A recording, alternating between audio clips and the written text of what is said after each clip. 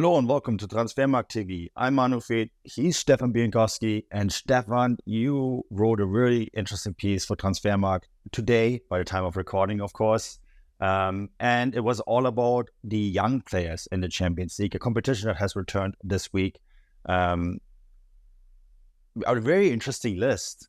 And why don't you go through it before we talk about some of the finer details here? Yeah, absolutely. Obviously, the Champions League back, and at Transfermarkt, we obviously specialize in market values. And when we kind of go through the kind of top 20 players in terms of market value under the age of 21, there's some really interesting players in there. If you kind of look at from 20 to 10, there's some household names, I suppose. Obviously, our US readers will know all about Gio Reyna, who's still 15th despite his struggles at Dortmund over the years. Yusufa Moukoko, who's number 11, despite also kind of sitting on the bench more often than not. There's some interesting Premier League players there, of course. Alejandro Garnacho, the young Man United winger. Rico Lewis, the kind of player who's kind of broke through Man City's in there at number 18. Tino Livramento, who moved to Newcastle this summer, and obviously Newcastle are back in the Champions League for the first time in 20 years. So he makes it into the list. But the really interesting thing is that when you kind of then move on to the top 10, it very quickly becomes a who's who of Real Madrid and Barcelona players.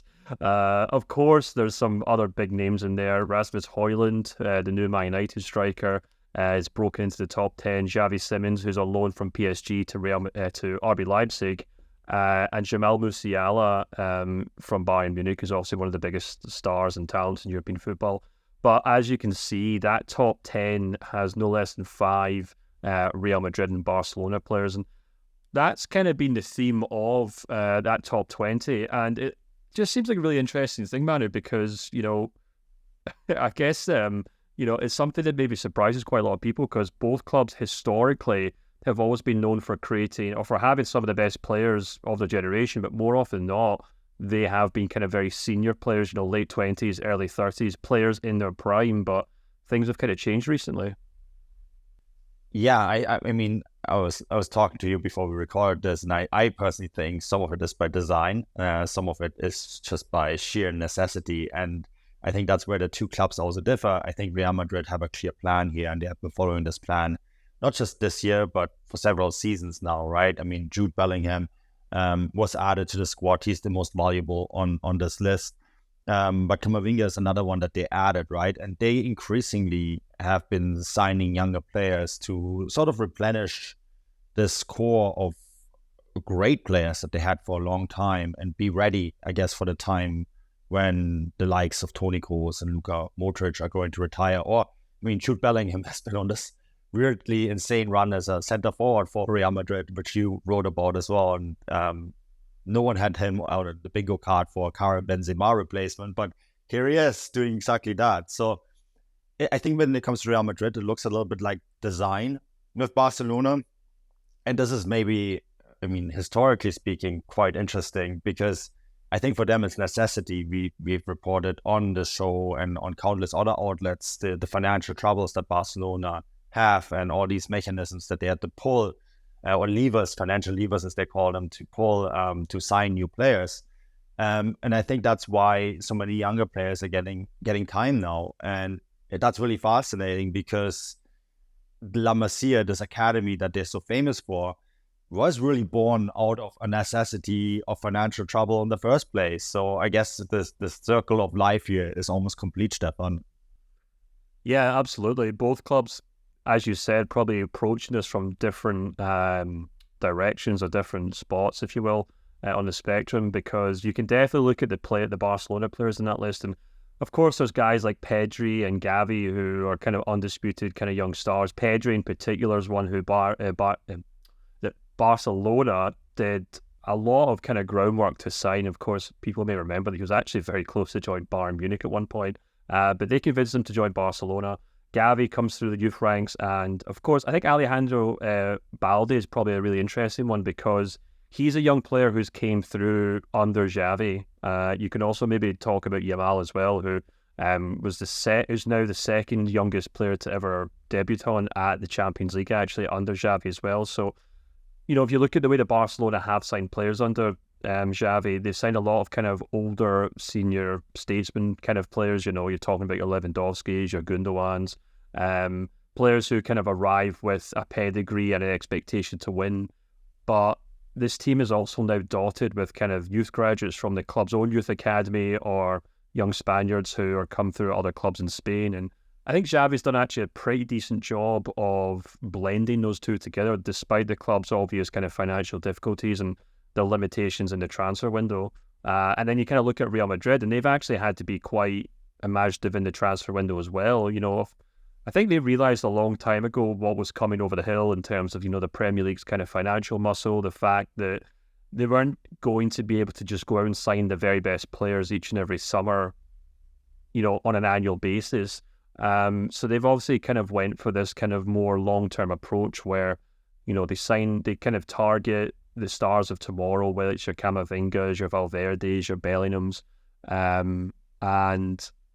They then obviously spend a lot of money on those players, but they obviously spend that money under the assumption that those players will be there for the next 10 years. Because I think the thing that Real Madrid can still rely on is that even though they might not be able to offer the most wages, in European football anymore, or the highest transfer fees, they still have that pedigree, they still have that legitimacy, they still have that claim that they challenge for the Champions League every year. And I think that's so important for Real Madrid's transfer business because unlike a Manchester United or a PSG or a Chelsea, someone joins Real Madrid and doesn't really think of them eventually moving on or using Real Madrid as a stepping stone. Not to say that these clubs, that happens at these clubs all the time, but there's always, no matter where you are in Europe, if you're not Real Madrid or Barcelona, if one of them comes calling, no matter where you are really, there's that temptation where I don't really think that really happens if you're a regular player at Real Madrid, you're challenging in the Champions League every year, you're usually more than happy to stay put. I think that's something that Madrid really bank on when they sign these young players for, 100 million euros plus when they're still 19 or 20. They can kind of make the assumption that it doesn't really matter if PSG or Chelsea or Man United or Bayern come calling in over the next 5 or 6 years. More often than not, they're going to stay put. And that means it's a safe bet. It's a safe long-term investment. And I think that's why we're seeing Real Madrid with so many players on this list, but also Barcelona as well. Yeah, I mean, it's a lot cheaper in quotation marks, right? To sign Jude Bellingham for 109 million euros now, and knowing that at 20, you have him probably for the next 10, 12 years. You break that transfer fee down over 10 years, all of a sudden it becomes very affordable, right? For a club at this level. Arsenal and Chelsea and Liverpool all spent big money on midfielders this year, right?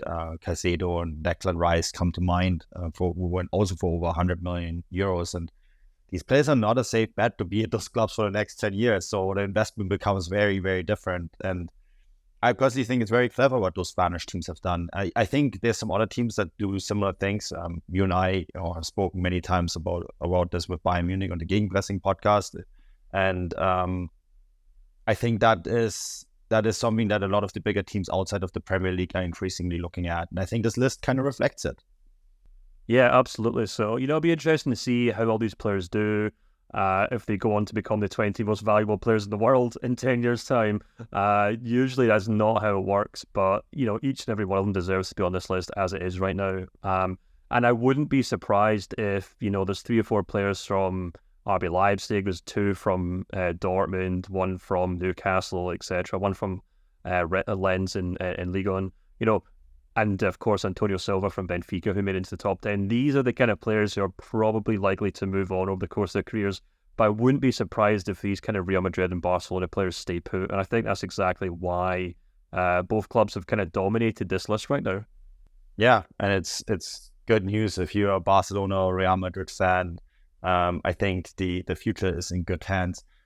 Check out this content, Stefan's article, of course. There's also a Champions League roundup where I wrote about Lamine Yamal, the youngest Barcelona player in Champions League history now, and much more.